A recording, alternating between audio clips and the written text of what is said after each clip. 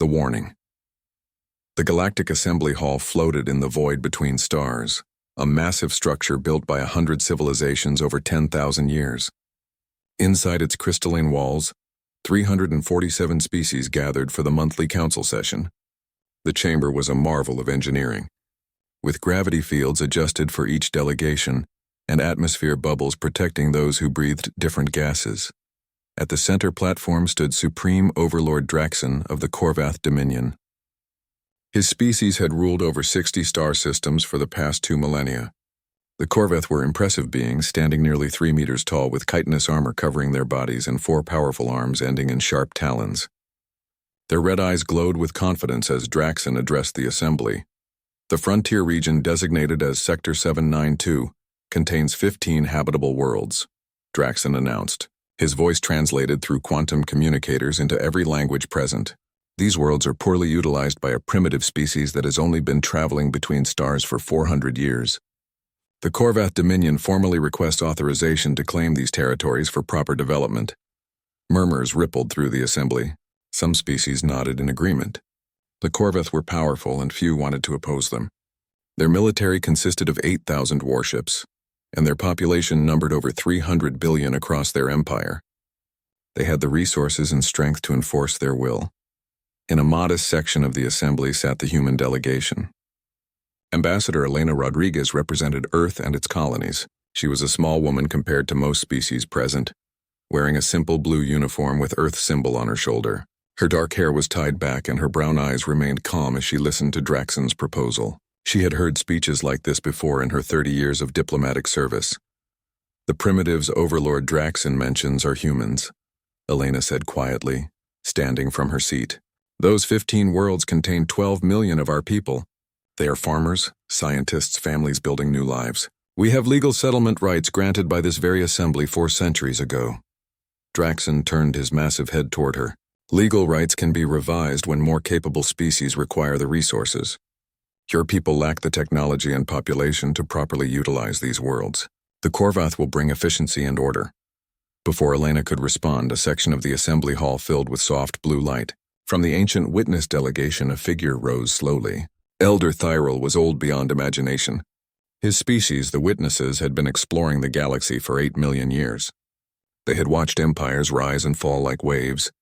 Thyrol's body was ethereal, partly energy and partly matter shifting between states as he moved. When he spoke, his voice seemed to come from everywhere at once. I must speak, Thyrol said, and the entire assembly fell silent. When a witness chose to address the council, even the proudest species listened. I must warn you, Supreme Overlord Draxon, and this entire assembly about the path you are considering. Draxon's mandibles clicked in irritation. The witnesses always speak in riddles and warnings from ancient times. This is a simple matter of resource allocation. What possible warning could apply? Thyrol drifted forward, his form pulsing with light. 8 million years ago, my ancestors encountered a species we called the relentless ones. They were not the strongest civilization we had met, nor the most technologically advanced. But they possessed something that made them the most dangerous beings we ever encountered. The assembly waited, transfixed. Thyrol rarely spoke of the ancient past. The relentless ones had a particular response to existential threats, Thyrol continued. When another species attacked their civilians and killed their young, they would transform. They would redirect every resource, every ship, every citizen toward a single purpose. Not conquest, not victory. Complete elimination of the threat. They would hunt across time and space. They would pursue their enemies to the edge of reality itself. They would never stop, never negotiate, never forgive. A delegate from the crystalline Shardak species chimed in with a sound like breaking glass. Surely such obsession would weaken them. No civilization can sustain unlimited warfare. You misunderstand, Thyrol replied. It was not warfare. It was extermination. They would count every death among their people and match it exactly. If you killed 1 million of their civilians, they would kill 1 million of yours. Military, civilian, young, old. They did not care. They would count until the number was reached. Draxon laughed, a harsh chittering sound. You describe monsters, not a civilization. And what happened to these relentless ones? Where are they now? They completed their hunt, Thyrol said simply. The species that attacked them, the Kresh Confederacy, no longer exists. Every creche in the galaxy was found and eliminated over a period of 800 years. The relentless ones themselves disappeared shortly after, possibly transcending to another dimension or simply dying from the exhaustion of their long hunt. But they succeeded. The creche are extinct. Thyrold turned his shimmering form toward Elena Rodriguez. I have studied humans for 300 years, Ambassador. I have examined your history, your psychology, your cultural patterns across every nation and colony. I have a question for you, if I may. Elena nodded slowly, uncertain where this was leading. If the Korvath Dominion attacks your colonies and kills millions of your people, what will humanity do? The assembly hall became absolutely silent. Every being present watched the small human woman. Elena closed her eyes for a moment, and when she opened them, there was something in her expression that made several nearby species shift uncomfortably. We will beg them not to, Elena said quietly. We will offer negotiations, compensation, alternative territories. We will do everything in our power to avoid conflict because we know what we become when our people are murdered. And if they refuse? Thyrold asked gently. Elena's voice remained steady, but her words made the temperature in the hall seem to drop. Then we will activate Protocol Eternal Vigil. We will redirect our entire civilization toward counting. Every Korvath death will reduce the debt by 1. We will not stop until the number reaches 0. We will hunt them across the galaxy. We will find them in whatever holes they hide. We will pursue them for generations if necessary. We are very patient. We are very thorough. And we remember everything. Draxon's laughter echoed through the hall. Is that supposed to frighten us? The Korvath Dominion has 300 billion citizens and 8,000 warships. Humanity has 60 billion people and 400 ships. Your military is tiny compared to ours. Yes, Elena agreed. Which is why we are begging you not to attack. Please choose different worlds. Expand in any other direction. We will even help you find suitable uninhabited systems. Just leave our colonies alone. The way she said begging made it sound like a threat rather than a plea. The vote was called. 187 species voted to allow the Korvath expansion. 93 voted against it. 67 abstained. The Korvath had legal authorization to claim Sector 792. According to galactic law, human colonies there were classified as Category 3 settlements, meaning they had limited protection under interstellar law. Draxon turned to Elena with satisfaction in his glowing eyes. Your warning is noted and rejected, human. Tell your colonists they have 5 standard cycles to evacuate or accept Korvath governance. Those are the only options. Elena gathered her documents slowly. She looked at Draxon for a long moment, and something about her gaze made him uncomfortable despite himself. I hope you reconsider, Supreme Overlord. Please, we don't want this. She walked out of the assembly chamber. Behind her, Thyrold watched her leave and spoke to his junior assistant. Prepare our species for long isolation. We will need to hide for a time. Master, surely the situation will not escalate that severely. It will, Thyrold whispered. And when it does, the galaxy will learn what my ancestors learned 8 million years ago. Never harm a persistent species young. Never give them reason to count. Draxon returned to his flagship, the Crushing Fang, in orbit around the Assembly's neutral station. He immediately ordered preparations for the occupation of Sector 792. The Korvath military moved with practiced efficiency. Within 3 cycles, a battle fleet of 300 ships assembled at the edge of the sector. The target was Darwin's Rest, the largest human colony in the region. 900,000 humans lived there, growing food and conducting scientific research. The world had blue oceans, green continents, and cities that sparkled in the sunlight. It had minimal defenses, just 15 orbital defense platforms and 2 patrol ships. Commander Braxis, Draxon's second-in-command, led the attack fleet. He was a veteran of 50 campaigns and had never lost a battle. As his fleet dropped out of faster-than-light travel above Darwin's Rest, he broadcast on all frequencies. Humans of Darwin's Rest. This world now belongs to the Korvath Dominion. Surrender immediately. Deactivate all defenses. You have 1 standard hour to comply. Governor Marcus Thompson responded from the planet's surface. He was an older man with gray hair and tired eyes. This is Governor Thompson. We are a civilian colony protected by United Earth. Any attack on this world constitutes an act of war. We request immediate contact with the Galactic Assembly to mediate. The Assembly has already voted, Braxis replied. Surrender or face military action. Marcus took a deep breath. Every human colony had the same standing orders from Earth. Never surrender without resistance. Never let an aggressor take human lives without consequence, and buy time for Earth to respond. We refuse. This is our home. Leave now or we will defend it. Braxis was genuinely surprised. You have 15 platforms and 2 ships. We have 300 warships. You cannot win. We're human, Marcus replied simply. We don't need to win. We just need to make you regret coming here. The 2 patrol ships, the Defiant and the Resolute, charged directly at the Korvath fleet. They were tiny vessels, barely larger than shuttles, armed with outdated weapons. They fired everything they had at the nearest Korvath battlecruiser, managed to score hits on its shields, and were destroyed within seconds. The orbital platforms lasted 3 minutes longer, firing frantically at targets they could never truly damage.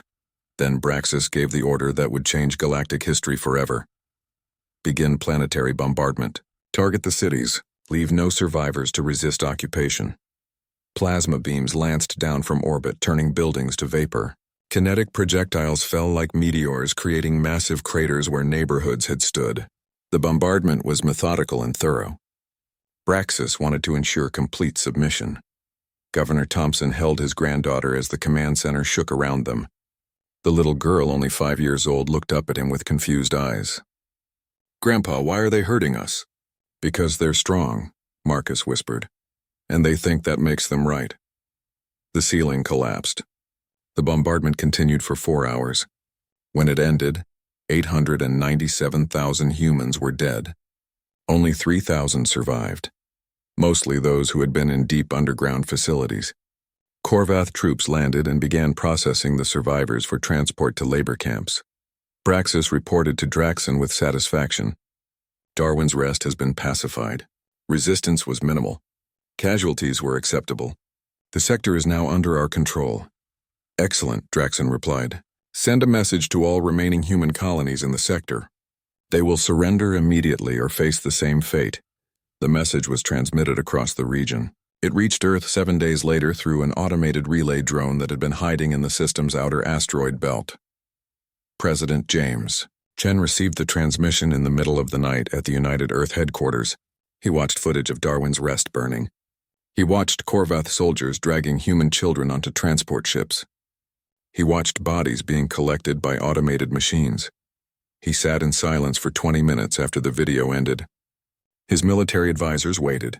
His cabinet waited. Everyone waited for his response. Finally, President Chen spoke in a voice completely devoid of emotion. Activate Protocol Eternal Vigil. The Secretary of Defense looked shocked. Mr. President, Protocol Eternal Vigil was designed for extinction-level scenarios. Are you certain? 897,000 civilians, Chen said flatly. They targeted cities. They killed children. They murdered families. Yes, I am certain. Full activation. No limitations. No negotiations. Count to 897,000. Within hours, every human military vessel received new orders. Encrypted. Irreversible. The message was simple. Find the Korvath. Kill them, all of them. Count to 897,000. Officers opened sealed orders that had been prepared centuries ago for exactly this scenario. Some wept when they read them. Others simply nodded and began preparations. The orders were clear: humanity was not going to war.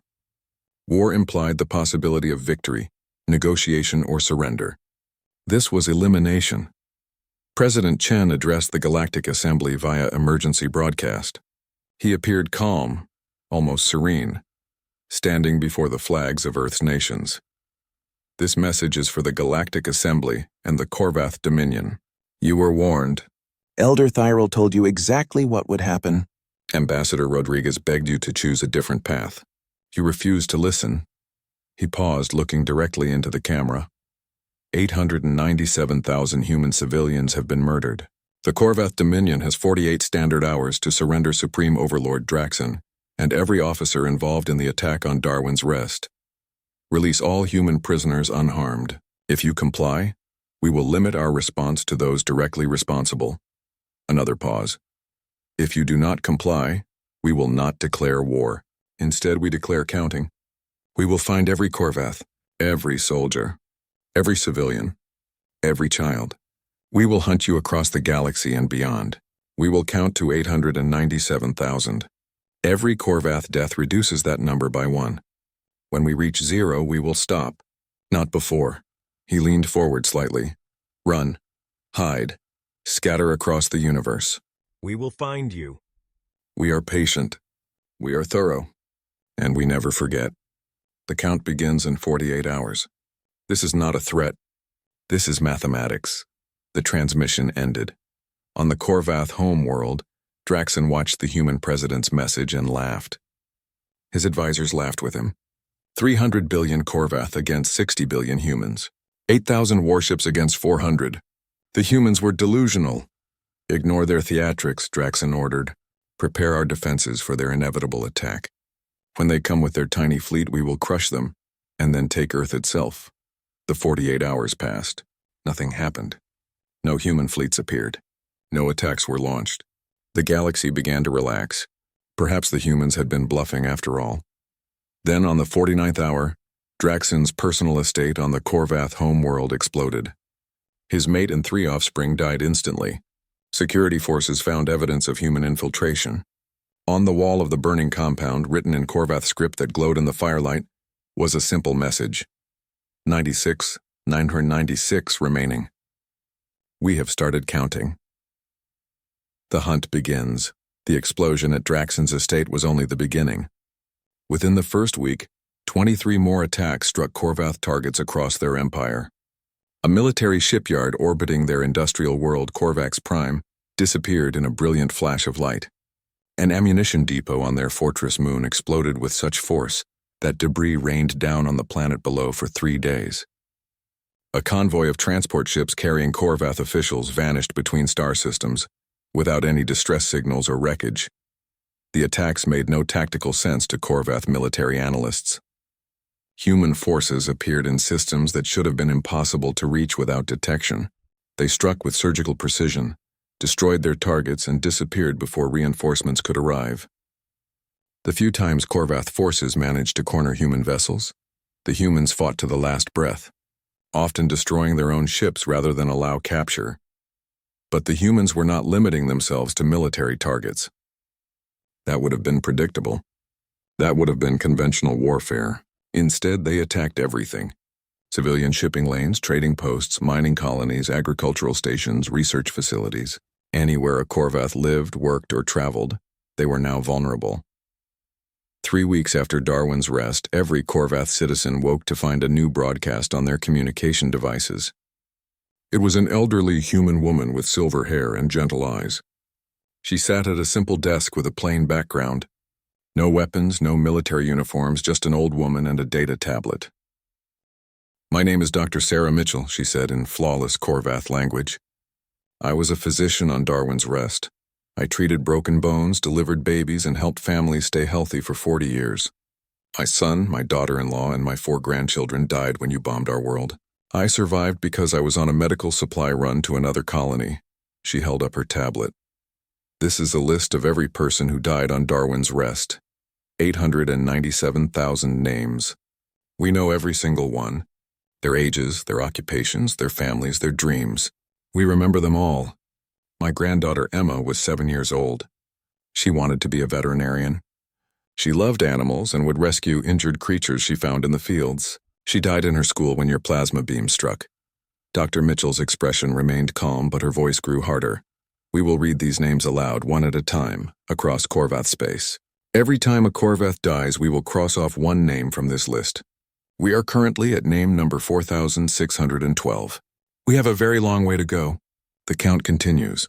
The broadcast repeated every day at the same time. Different humans appeared reading names.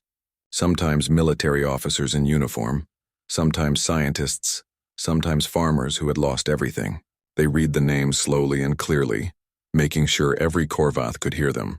And at the end of each broadcast, they announced the current count. 892,388 names remaining. The psychological impact was devastating. Korvath soldiers began to understand that this was not a war for territory or resources. This was something entirely different. Every Korvath death was a deliberate reduction of a specific number. The humans were counting. They were keeping exact records, and they showed no signs of stopping. Captain James Okafor commanded one of the human hunter ships, the Silent Requiem. He had been a security officer on Darwin's Rest. His wife and 2 children had died in the bombardment.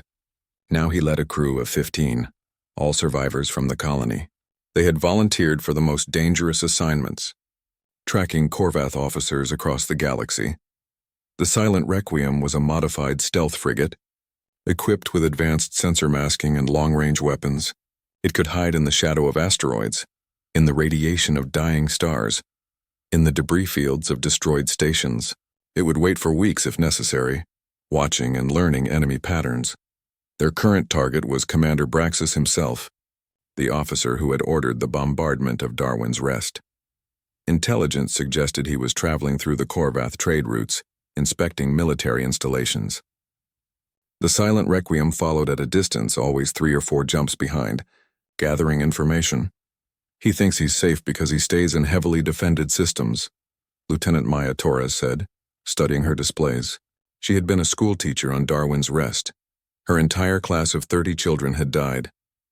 He never stays in one place long enough for a conventional attack. We're not conventional, Okafor replied quietly.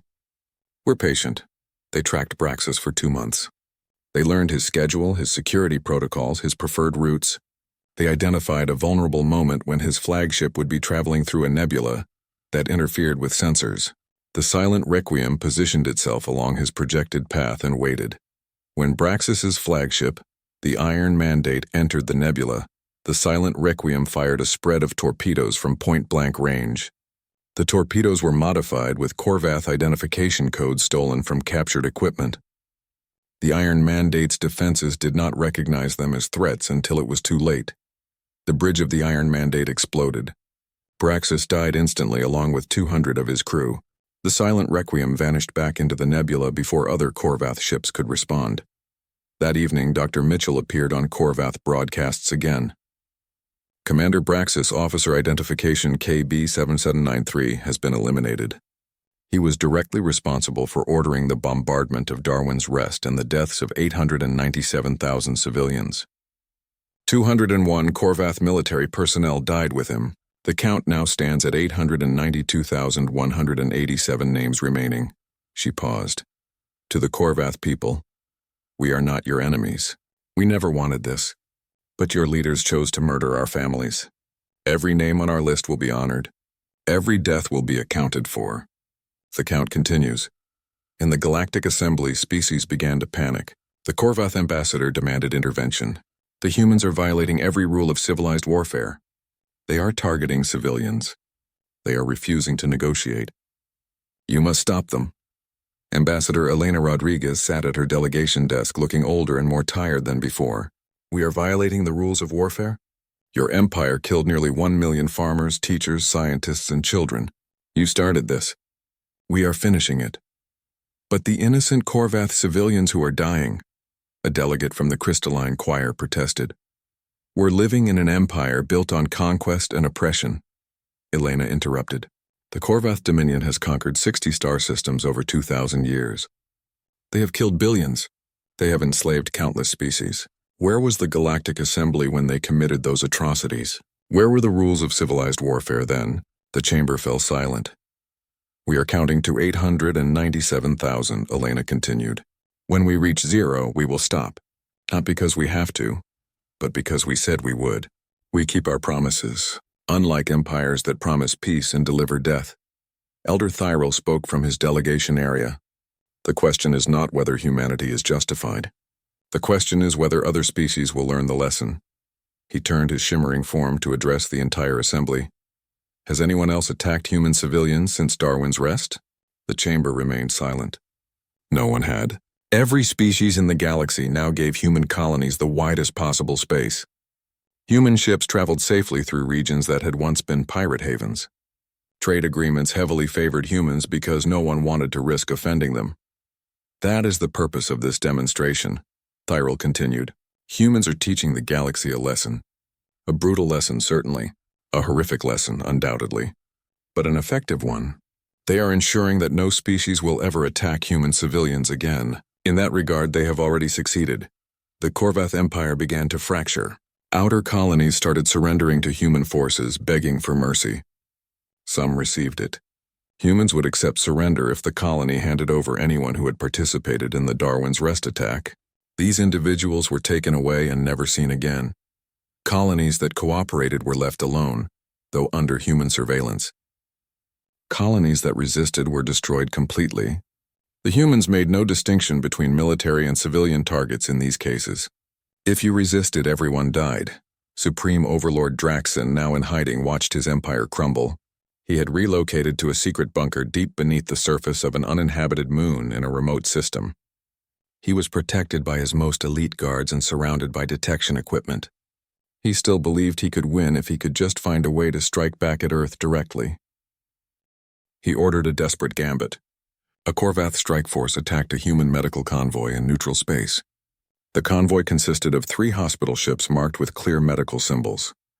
They carried 5,000 human patients, doctors, and nurses being transferred between colonies. The Korvath boarded the ships, killed anyone who resisted, and took the vessels to a secret location. Draxon personally broadcast his message to Earth. "We have 5,000 of your people. Stop your attacks immediately or we will execute them one by one. You have 24 standard hours to respond." He expected negotiations, prisoner exchanges, at least some hesitation. Instead, Earth's response came within 2 hours. President Chen appeared on screen. He looked exhausted, as if he had not slept in months. "You captured 3 medical ships, 5,000 human lives. You believe this gives you leverage?" He paused. "You just added 5,000 names to our list. The count is now 902,000. Those 5,000 people on the medical ships are heroes. They know what happens next. We do not negotiate. We do not trade prisoners. We do not give you leverage.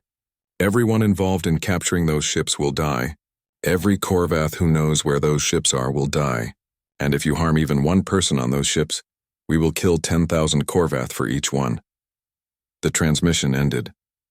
Draxon stared at the screen in disbelief. They refused to negotiate for their own people. What kind of species sacrifices its own citizens rather than show weakness? The answer came 5 days later. Human intelligence located the medical ships hidden in an asteroid field in an uninhabited system, guarded by 70 Korvath vessels. A human fleet arrived not to rescue the hostages but to eliminate the threat. They fired weapons that destroyed everything. The medical ships, the Korvath vessels, the entire asteroid facility. 5,000 humans died along with 3,500 Korvath. Then human forces systematically hunted down every single Korvath who had known about the medical ship operation. Officers, soldiers, communications personnel, logistics staff. Anyone who had any information about the hostage-taking was found and killed. It took 4 months. 6,000 more Korvath died in the hunt. The message echoed across the galaxy. Taking human hostages does not give you leverage.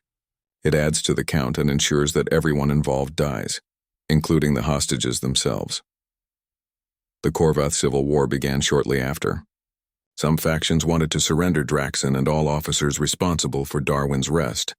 Others refused, considering it dishonorable. Korvath killed Korvath in massive numbers, fighting over whether to appease the relentless humans or maintain their pride. The humans watched and waited. Sometimes they would supply weapons and intelligence to both sides of the Civil War. They wanted the Korvath to destroy themselves. 2 years after Darwin's Rest, the count stood at 600,000 names remaining. 300,000 Korvath had died. Most were killed by human hunter teams, but nearly 100,000 had died in the Civil War. The humans counted them all equally. A dead Korvath was a dead Korvath, regardless of who killed them. The Korvath Dominion, which had stood for 2,000 years and ruled 60 star systems, was broken.